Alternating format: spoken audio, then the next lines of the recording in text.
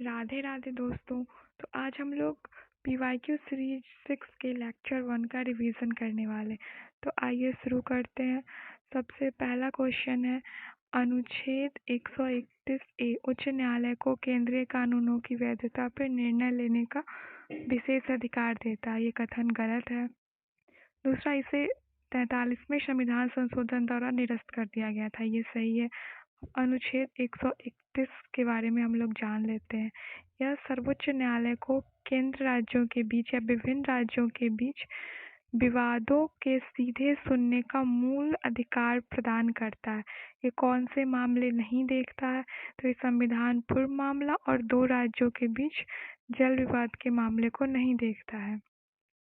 अब अनुच्छेद 131 ए ये 42वें संविधान संशोधन 1976 द्वारा प्रस्तुत किया गया था। केंद्रीय कानूनों की वैधता निर्धारित करने के लिए सर्वोच्च न्यायालय को विशेष अधिकार प्रदान किया था।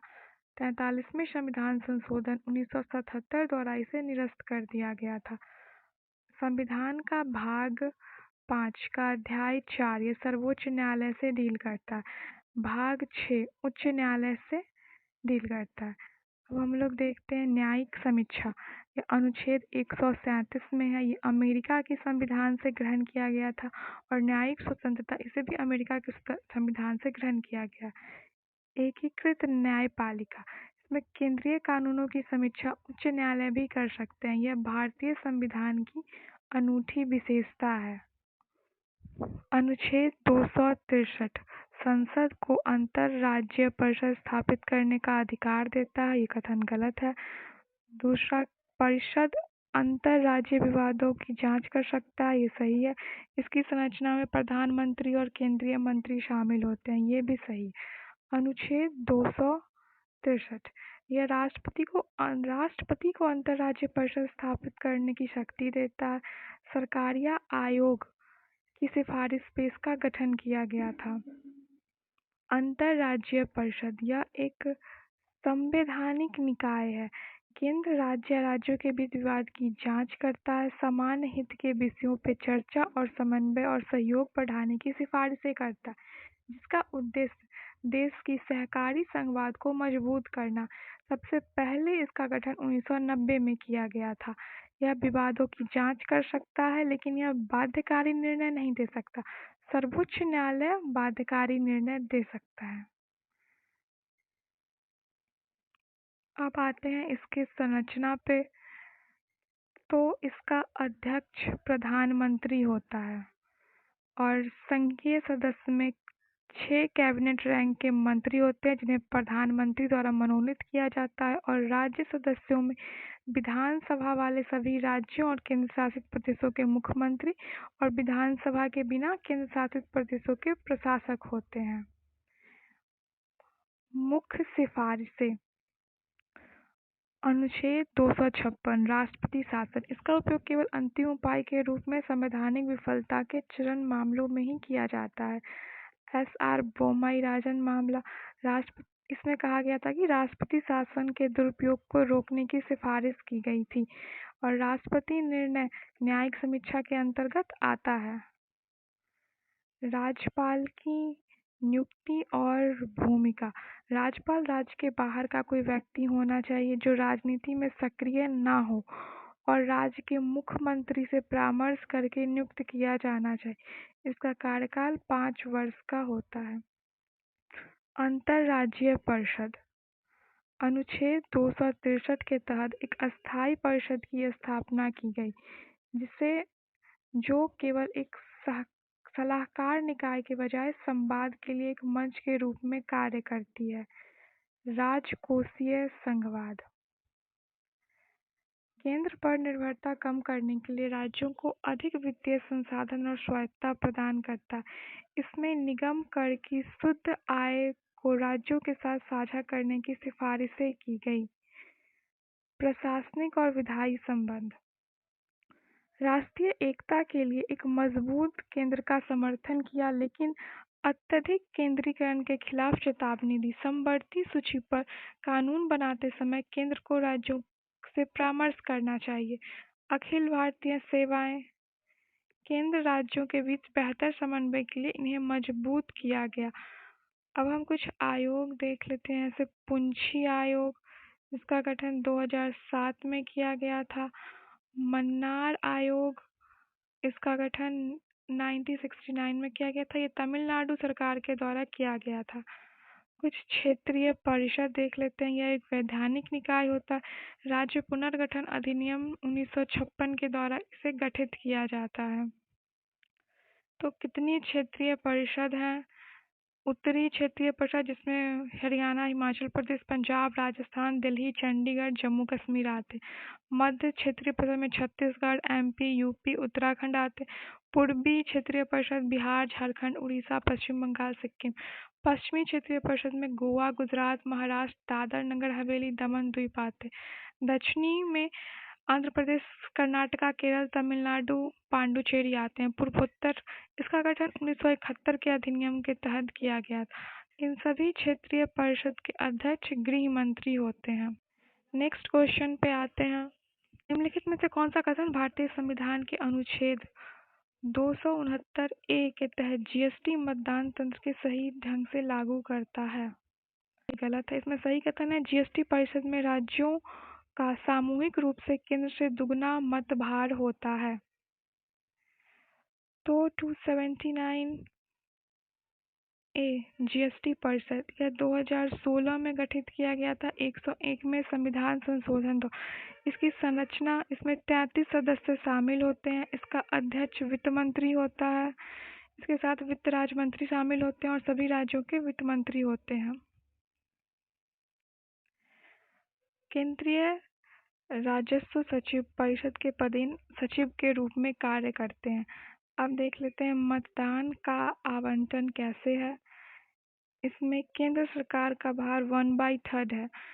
भारित असमानता, केंद्र सरकार के 33.33 वोटों के मुकाबले अलग अलग राज्यों का समान महत्व नहीं। यहाँ राज्य सरकारों को 2/3 भाग भार दिया गया है, जो राज्य के पास कुल मिलाकर केंद्र की तुलना में दुगने मतदान बल हैं। कोई भी निर्णय लेने के लिए बहुमत होना चाहिए और बहुमत 3/4 भाग होता है। इसके सिफारिशें बाध्यकारी नहीं होती हैं। 246 ए जीएसटी के संबंध में संसद और राज्य विधानमंडलों दोनों को विशेष विधायी शक्ति प्रदान करता है। जीएसटी की कुछ स्लैब्स देख लेते हैं, जो 0%, 5%, 18% है और 40% की दर है, जो विशेष रूप से लग्जरी गुड्स पर लागू होती है।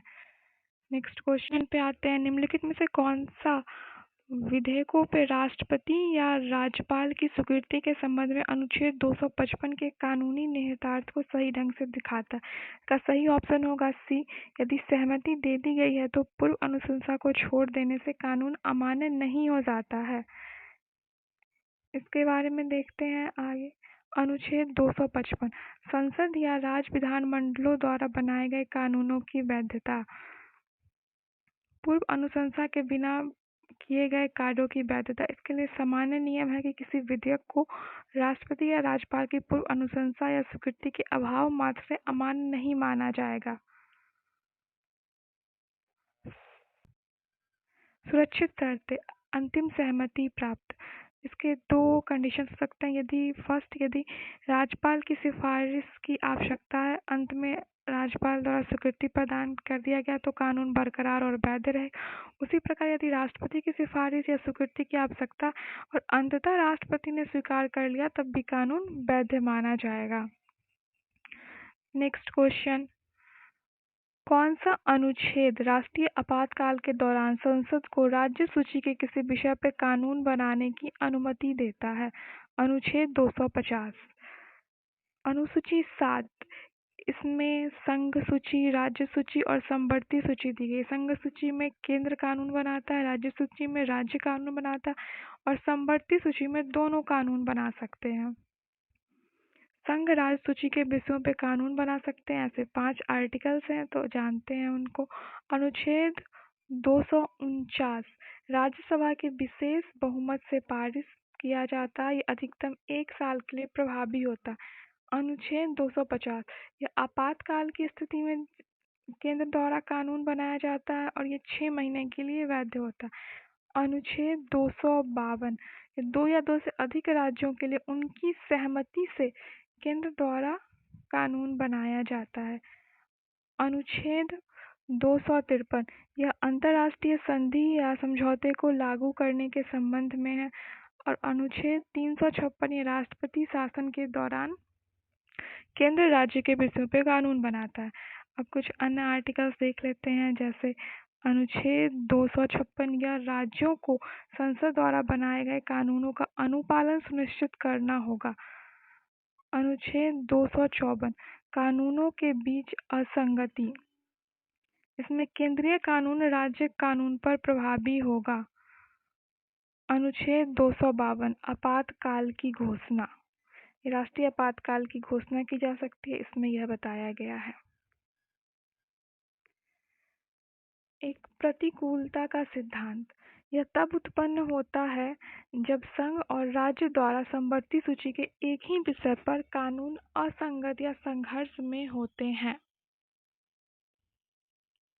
नेक्स्ट क्वेश्चन पे आते हैं, निम्नलिखित में से कौन सा सत्य है?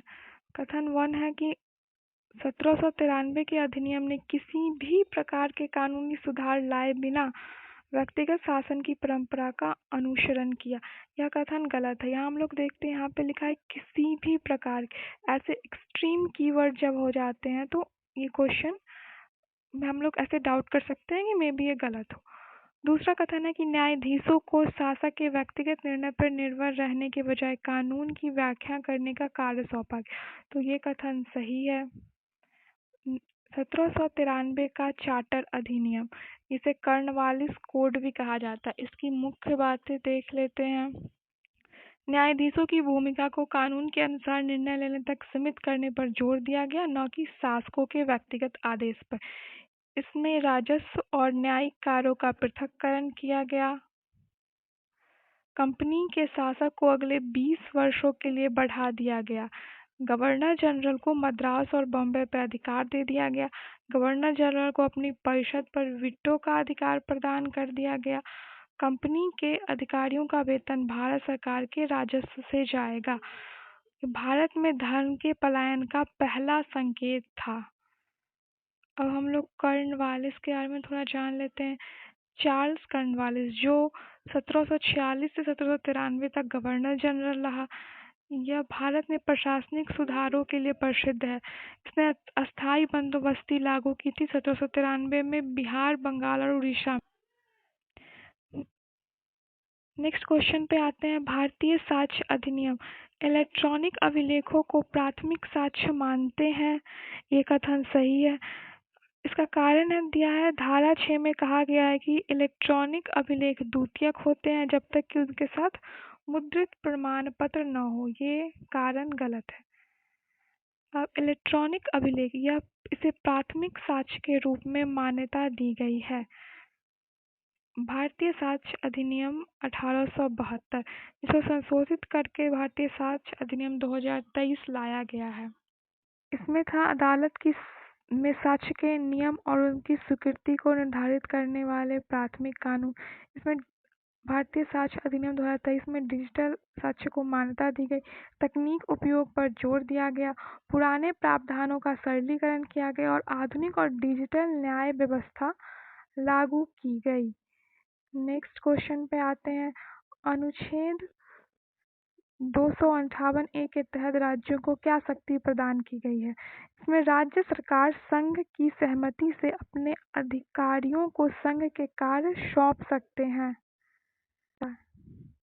अनुच्छेद 258 केंद्र सरकार को अपने कार्यकारी शक्तियां राज्यों को सौंपने की शक्ति देता है। केंद्र राज्यों के बीच प्रशासनिक सहयोग को बढ़ाना।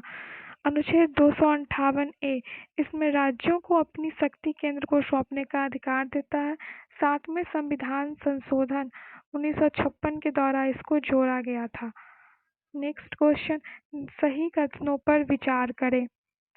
पहला है, भारत के सॉलिसिटर जनरल की नियुक्ति भारत के राष्ट्रपति द्वारा की जाती है। यह कथन गलत है। भारत के राष्ट्रपति पद के लिए चुनाव लड़ने वाले उम्मीदवार को 1500 रुपये की सुरक्षा राशि जमा करनी होती है, ये सही है। अब हम लोग देखते हैं सॉलिसिटर जनरल की नियुक्ति मंत्रिमंडल की नियुक्ति समिति द्वारा की जाती है, जिसके अध्यक्ष प्रधानमंत्री होता है। यह दूसरा सर्वोच्च विधि अधिकारी होता है। वर्तमान में तुषार मेहता सॉलिसिटर जनरल हैं। भारत का महान्यायवादी है, भारत का सर्वोच्च विधि अधिकारी है। इसकी नियुक्ति राष्ट्रपति की जाती है। इससे संबंधित आर्टिकल 76 है। वर्तमान में आर वेंकटरमणी भारत के महान्यायाधीश और प्रथम महान्यायवादी MC सीतलवाल थे।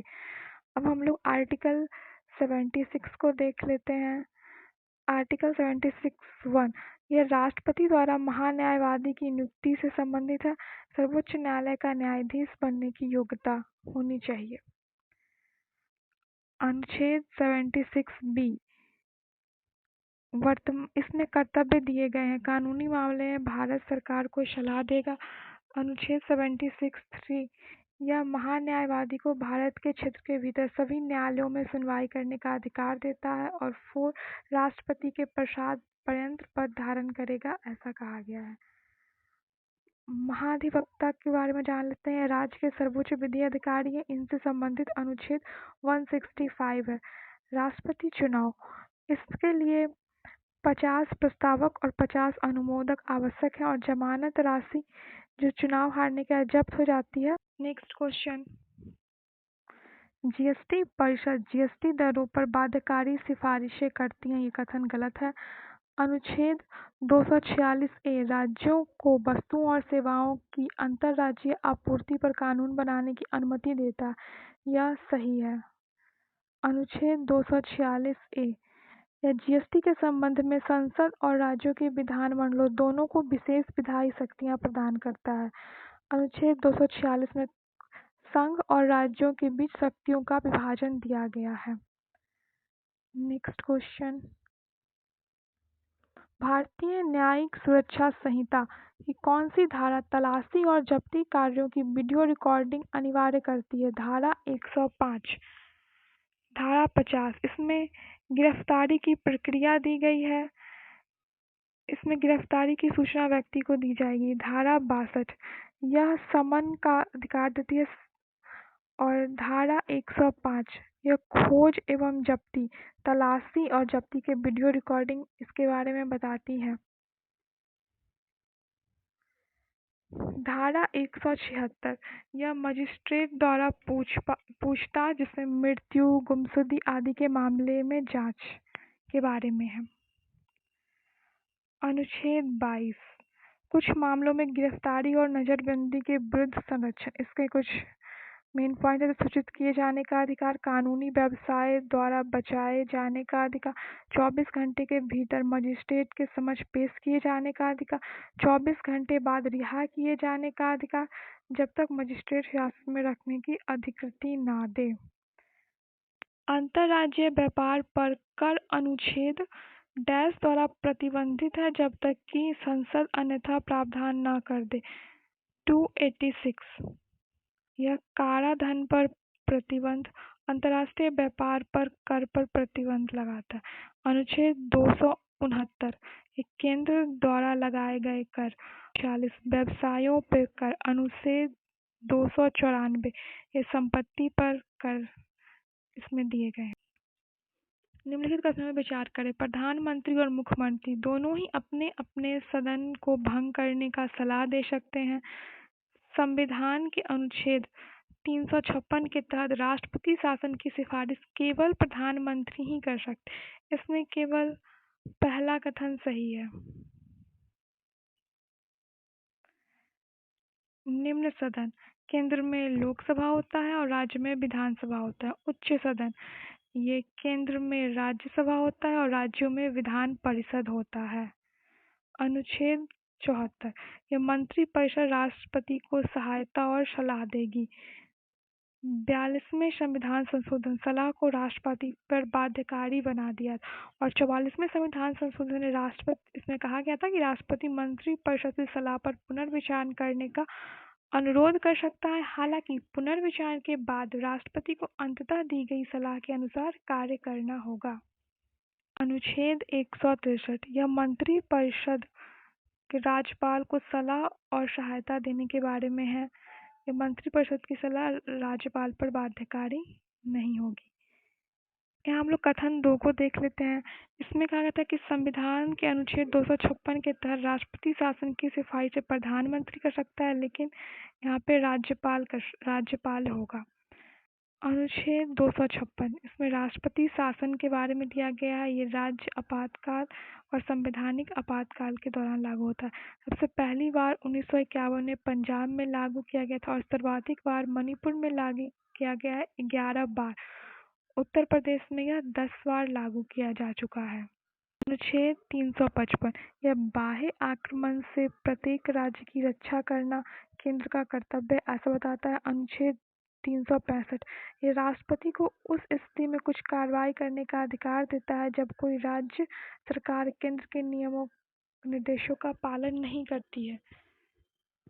समन बुलाना ये केंद्र में राष्ट्रपति समन बुलाता है समन और सत्र, और राज्य में राज्यपाल बुलाता है।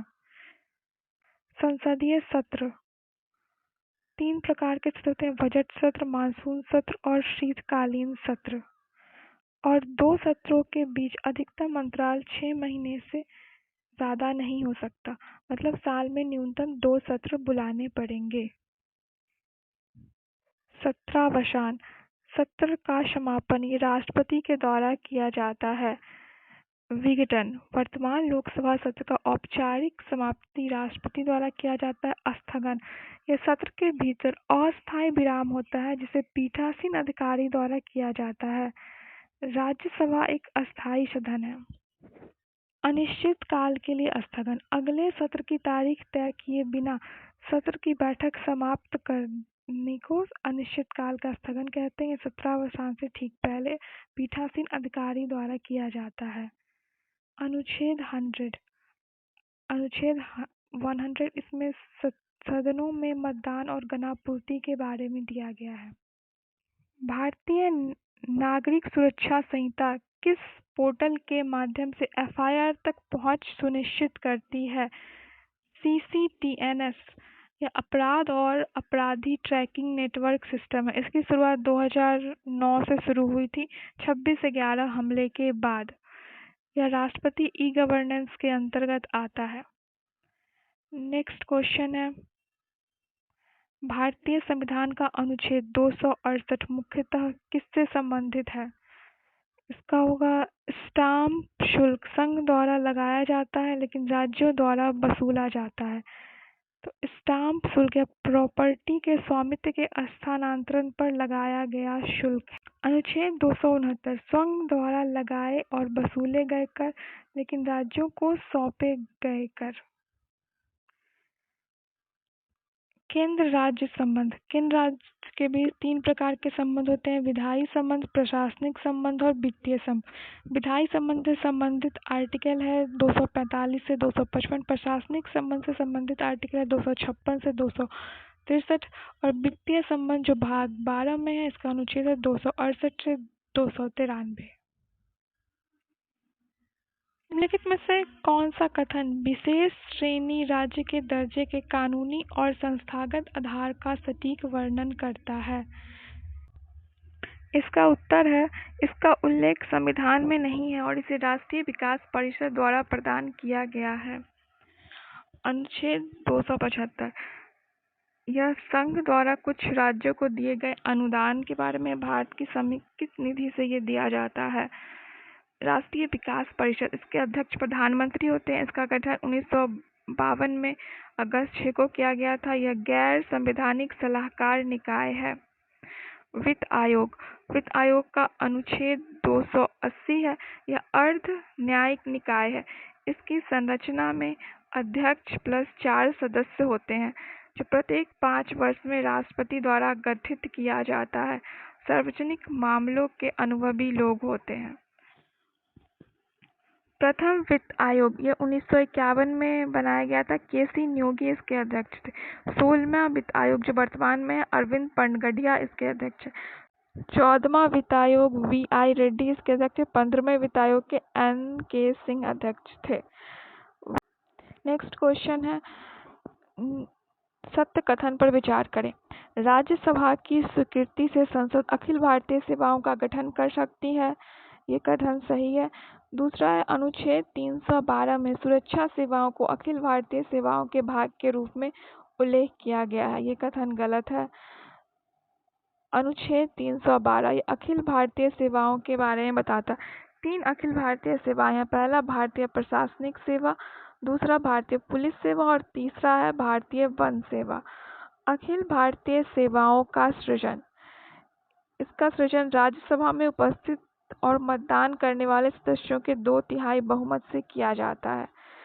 नेक्स्ट क्वेश्चन है, सत्य कथन पर विचार करें।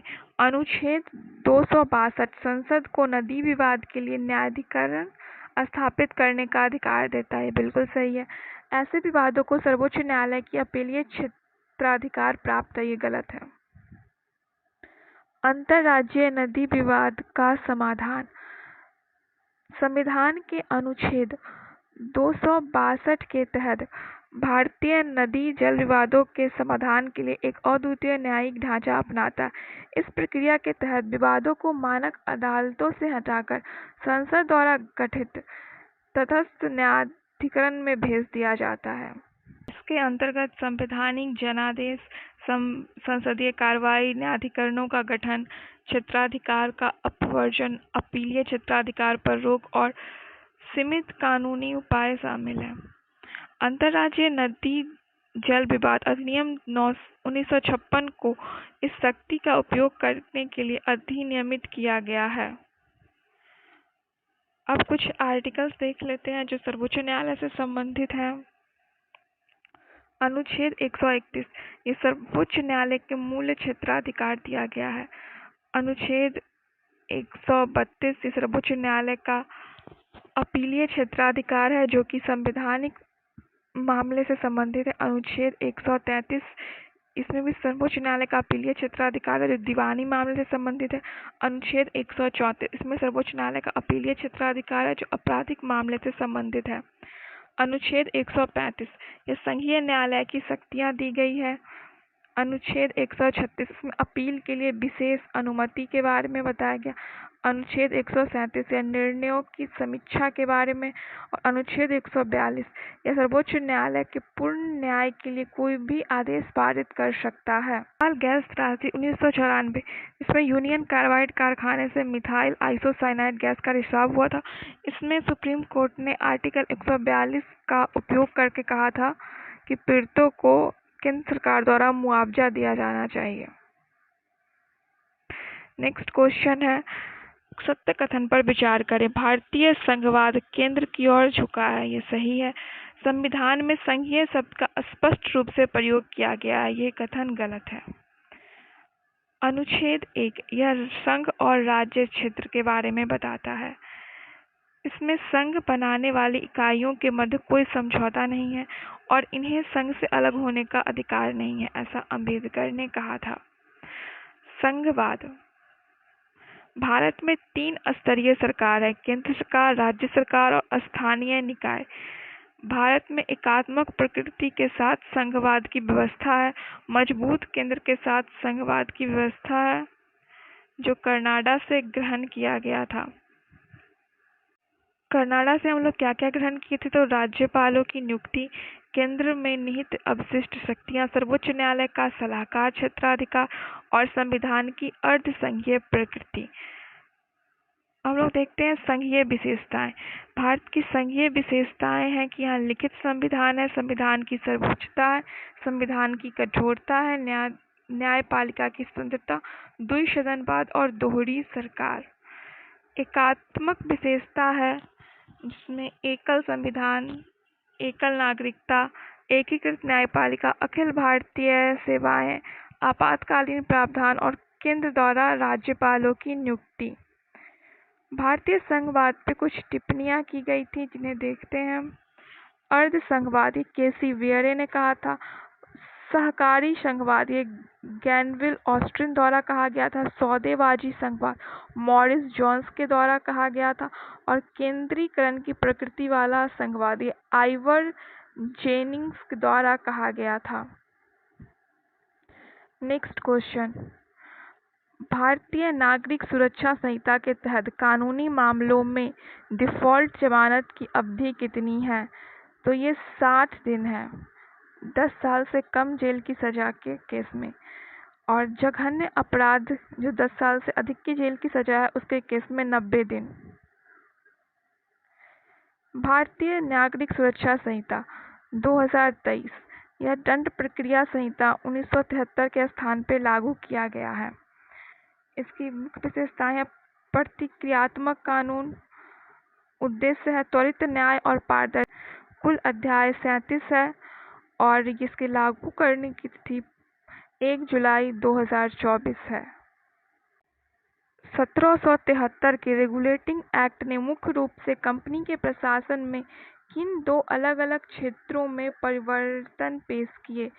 इसका उत्तर होगा क्षेत्रीय स्तर पर कंपनी का संवैधानिक और भारत में प्रादेशिक नियंत्रण। रेगुलेटिंग एक्ट 1773, इसकी मुख्य बातें इस प्रकार है। बंगाल के गवर्नर को बंगाल का गवर्नर जनरल में परिवर्तित कर दिया गया। गवर्नर जनरल के सहायता के लिए 4 सदस्यों की कार्यकारी परिषद का गठन किया गया। प्रथम गवर्नर जनरल वॉरेन हेस्टिंग बना। बम्बई और मद्रास प्रेसिडेंसी को बंगाल के अधीन कर दिया गया। कलकत्ता में सुप्रीम कोर्ट की स्थापना की गई, जिसमें 1 न्यायाधीश और 3 अन्य न्यायाधीश शामिल थे। इसने नौकरियों में भारतीयों को कोई रिश्वत या उपहार देने पर रोक लगा दी। निर्देशक मंडल वाणिज्यिक कार्यों का प्रबंधन करने के लिए अपने राजस्व, नागरिक और सैन्य मामलों की रिपोर्ट देगा। वॉरेन हेस्टिंग ये बंगाल के अंतिम गवर्नर थे और बंगाल के प्रथम गवर्नर जनरल बने। स्वतंत्रता पूर्व कलकत्ता के प्रथम न्यायाधीश एलिजा इम्पे।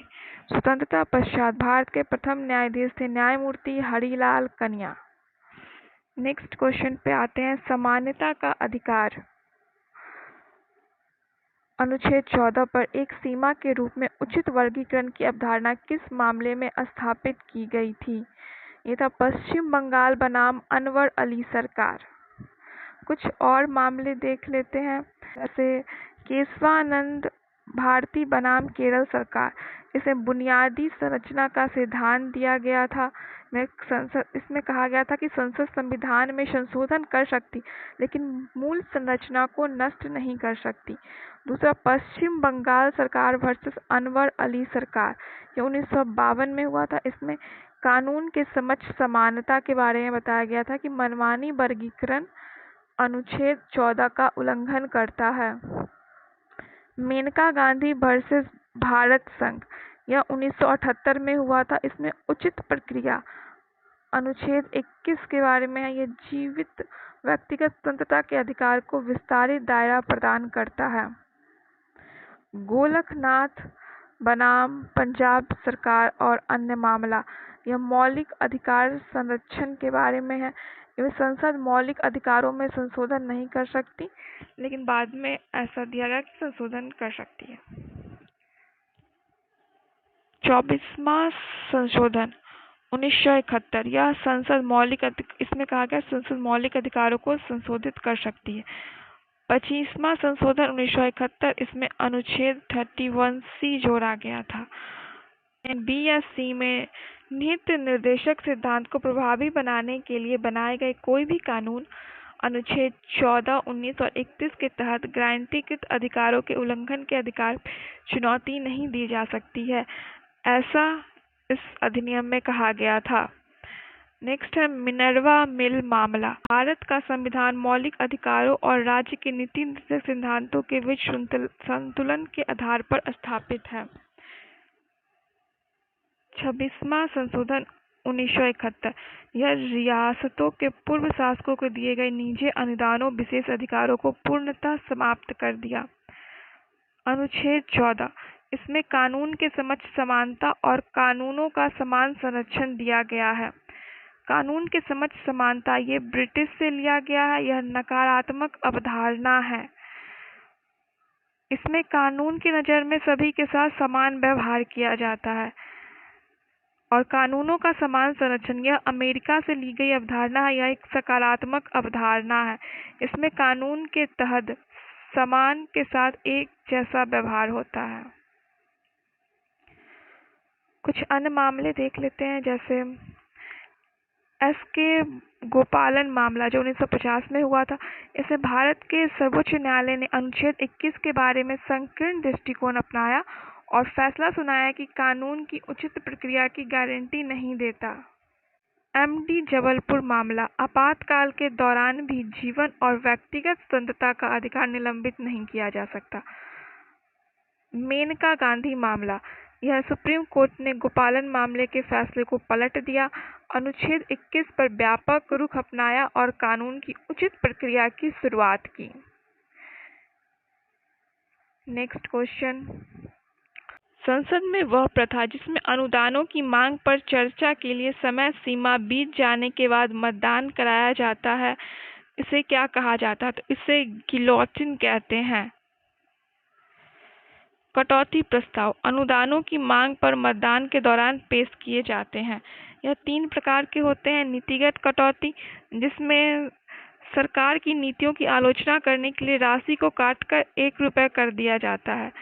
दूसरा है मितव्ययता कटौती, इसमें बचत दर्शाने के लिए एक निर्दिष्ट राशि कम कर दी जाती है।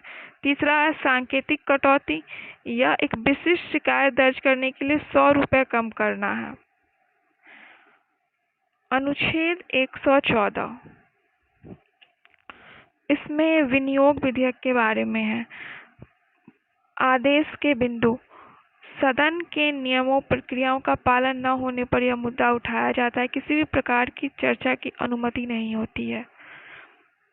कुछ प्रकार के प्रस्ताव लाए जाते हैं, जैसे कि निंदा प्रस्ताव, ये किसी व्यक्ति, मंत्री या पूरी मंत्री परिषद के खिलाफ लाया जाता है। इसमें कारण बताना पड़ता है और पास होने पर सरकार को लेकिन इसमें पास होने पर सरकार को इस्तीफा नहीं देना पड़ता।